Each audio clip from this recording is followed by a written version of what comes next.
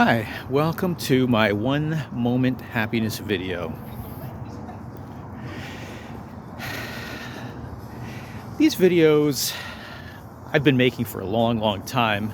I only started posting them onto YouTube rather recently. I had a number of reasons for making them. One was just to get happier.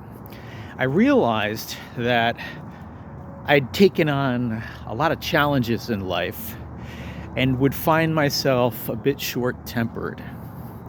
And as happened a few times, I realized I was so short-tempered that I had better do something about it so that I wouldn't get angry so quickly. So, so I thought to myself, well, anger is much like a crisis in which we rely on insurance. So what if I start paying into an insurance account, and it'll be an emotional insurance account, so that I'll be able to get myself so happy that when it would come to such crises, I would have something to fall back on. And so it occurred to me, and it was a very fun thing to do, that I could see how happy I could get and see if I could get happier than that and happier than that. And now you could say that happiness is like a cluster of emotions. You could say it's a broad array of, let's say, sanguinity, well-being, joy, equanimity, equipoise. I'm rummaging through the dictionary in my mind right now. You could say it's calm, quiescence, acquiescence, peacefulness. In any case, you'll come up with meanings for yourself as to what happiness means. And in the end, the word happiness isn't all that important. But to have a good life and to start where you have control. And what do you have control over? Well, I can talk, I can perform. I've had a sort of penchant towards acting. Followed through on it here and there. I did some stand-up comedy open mics. I did some short films, student films. I was in a play once where I played two roles. And I did realize this was just a fun little tendency of myself. As a kid, I would talk in front of the mirror like Jim Carrey was said to do, and put on different faces, different voices, different expressions, and would find that my state would change. I didn't really think about it at the time. Oh, look at this. My hat came off. And that is a reason to be happy, is it not? Let me stop for a second as I attempt to put this hat back on. This silly hat. Well, actually, this is kind of like those faces I would make. Just donning a different perspective of self through appearance. And in a sense, putting on different faces, putting on different voices, pretending to be somebody other than me, would be, you might say, increase a flow and also a detachment from my sense of identity. When we take things too personally, we can have a very strong sense of identity based on resisting something. When I could launch into various characters, I could detach from that sense of self, which can be sometimes stifling. And to have a liberated sense of self was very freeing. Okay, so right now I'm doing something that's become a tradition for me, and it's based on the notion, the saying, move muscle, change a thought. I am moving muscles in the service of happiness. If I remind myself that these actions and these vocalizations and utterances I make towards you, towards the camera, are in the service of happiness, everything else can take a backseat to that. I can find very, very quickly that I get into a good mood. And as I've continued to do this, I've developed a skill. The skill has been to realize that whatever mood I'm in, however murderously rageful, resentful I've been at various moments, however depressed, lethargic, disinterested, unable to come up with anything to say, if I can just kind of put it into this video, or any other, you might say, designated area for catharsis and transformation into something better that I might come up with, I very quickly find that I transform. Okay, so I would often come away from these making these videos, which I just then throw out. I mean, it was all really for just feeling better.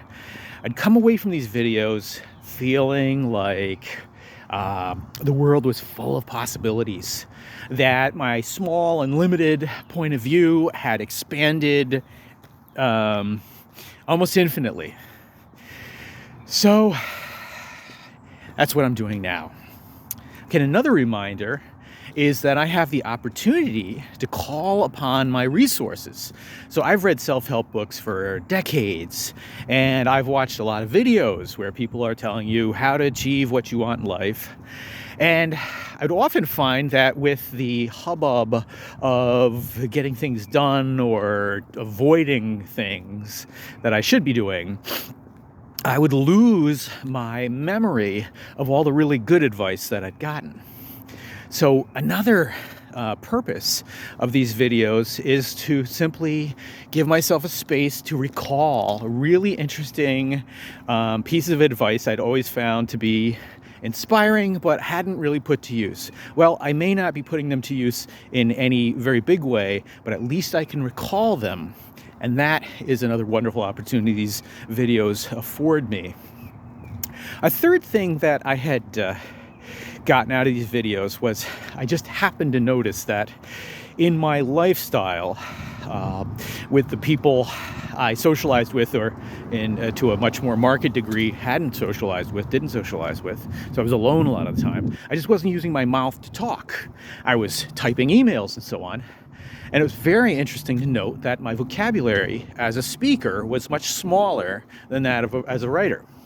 So I thought, well, why don't I try and practice orating, and give myself, again, another space in which to draw upon my inner resources of my knowledge, my vocabulary. And so that if I were to need to extemporize, speak on my feet in a conversation, instead of feeling stupid like I sometimes would, I would call forth great words, great learnings that I knew, but just I didn't develop continuously a neuro connection so that from which I could elicit those words. So again, another great idea. And yet another thing that I can do with these videos. I kind of alluded to this. I can use my face, my voice, my smile, my posture. It's just, as I walk, am I walking like I would walk if I were exactly who I choose to be? Yet another thing. So you sort of assay your body. You sort of scan it for any feelings of misgiving or anything less than exactly how you'd like to feel. And then you set about gently noticing if it's possible that you can feel better in that portion of your body. And as I speak, is this the voice that I wish to use when addressing the public at large? Where am I speaking from? Is it tight up in my throat? Singers will consider this. That the way in which they use their voice, use their chest, use their diaphragm. How am I delivering the words through my body? Is it ideal? Can I relax into a deeper place from which to issue forth this language? So much of our communication, it's said, is body language and tone of voice. Can I create the person I wish to be by changing my voice, my bearing, my carriage of myself, my comportment, my utterances to those of a person that I'd love to be? If I were on a yacht, my super yacht, and I were surrounded by friends, great friends, illustrious friends, maybe some Nobel Prize winners, maybe Pulitzer Prize winners, Fields Medal winners among them, right? I think that would be cool, personally, although I do not judge anybody if they don't want that. But let's say that I'm wealthy. I've achieved marvelous things with one-man shows at galleries throughout the world. Beautiful paintings, elegant and engaging and deep and fulfilling, satisfying paintings. And I'm that guy. Would I speak like this? Would I speak differently? You see, it almost doesn't matter how I would actually speak.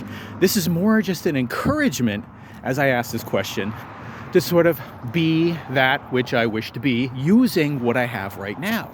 So I'm walking right now, I'm talking right now, I'm behaving right now in a certain way. And can I use that which is now as a vehicle to help give myself the experience of that which I wish to be? Yes. So I start to see everything in those terms. Now, if I were angry, if I were enraged, if I were apathetic, bored, depressed, and I were to start to do a happiness video, that's basically what I would ask of my mood. Is there a possibility in this mood, and I'm really starting to get the impression and real belief over the years now that it's not even a mood. These things that we call moods, that we assume are moods, which then lead us to associations that are mood-oriented, maybe changing your mood, do something different to get into a better mood, or use medication, go see a therapist, and so on. All the things that would be, you might say, by rote, we have associated with mood. Could I instead take a different context to it and ask myself, could I be in this mood while on my yacht with my illustrious friends? And how would I like them to respond to my mood? Maybe I'd like them to all laugh at me while I raged and seethed, or while I just couldn't get myself up out of bed in the master cabin. What if I just decided to say the world hates me, nobody loves me, life sucks? And maybe I'd have all those friends gathered around my bed and they'd all be laughing at me because they knew it wasn't true. Just like you might smile when a baby is screaming fresh out of the womb, because you know that devastating scream and crying of the baby represents that it's healthy and it's good. It's freshly born. Isn't that wonderful? So you can actually take that about any emotion, that way of seeing it, that it is simply a symbol, a sign that you are exactly what you need to be, wish to be, can be. It's just pure energy potential. Isn't that lovely? I think it is. And I'm feeling great having said that. Bye.